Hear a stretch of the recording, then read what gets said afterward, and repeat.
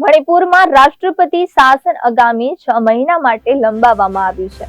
આ 31 ઓગસ્ટ 2025 થી અમલમાં આવશે। ગત ફેબ્રુઆરી મહિનાથી રાજ્યમાં રાષ્ટ્રપતિ શાસન લાગુ છે। કેન્દ્રીય ગૃહમંત્રી અમિત શાહ દ્વારા સંસદમાં આ વિશે આપવામાં આવેલા વૈજ્ઞાનિક સંકલ્પનો સ્વીકાર કરવામાં આવ્યો છે।